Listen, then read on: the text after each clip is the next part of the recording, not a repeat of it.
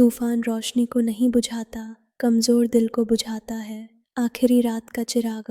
Islamic प्रेरित भावुक कहानी। मिट्टी की पुरानी दीवारों वाला एक सन्नाटा भरा कमरा, जहाँ हल्की हल्की ठंडी हवा चल रही थी।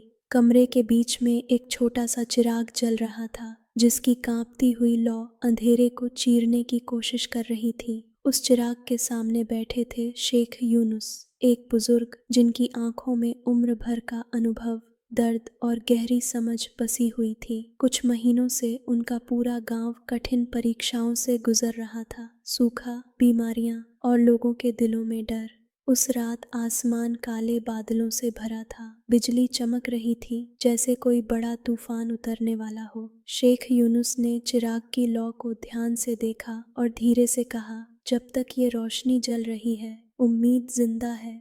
अल्लाह की रहमत कभी बंद नहीं होती। उनके चेहरे पर चिराग की रोशनी और अंधेरे एक का मिलाजुला साया था, जैसे कोई पुराने दौर का आलिम किसी गहरी बात पर सोच रहा हो। उसी समय एक जवान लड़का सांस फूलती हुई हालत में अंदर आया। शेख, गांव के लोग टूट रहे हैं, उन्हें लगता है अल्लाह ने उन्हें छोड़ दिया है। शेख यूनुस हल्के से मुस्कुराए, ऐसी मुस्कान जिसमें तूफान को शांत करने वाली ताकत छुपी थी। वह उठे और गांव के बीच में आए। उनके हाथ में वही चिराग था जिसकी लौ अभी भी स्थिर थी। उन्होंने सबको इकट्ठा किया और कहा, परीक्षा हमेशा आसान नहीं होती, लेकिन परीक्षा उन्हीं पर आती है जिन्हें अल्लाह अपने करीब चाहता है। तूफान का मतलब खो जाना नहीं होता। तूफान का मतलब है ईमान ऐसे मुकाम तक पहुँचे जहाँ सिर्फ अल्लाह ही दिखे। तभी तेज हवा का झोंका आया। लोग डरकर पीछे हटे।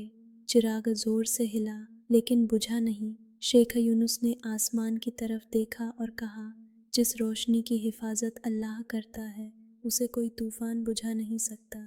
और उसी पल बादल फट गए, बारिश बरसने लगी।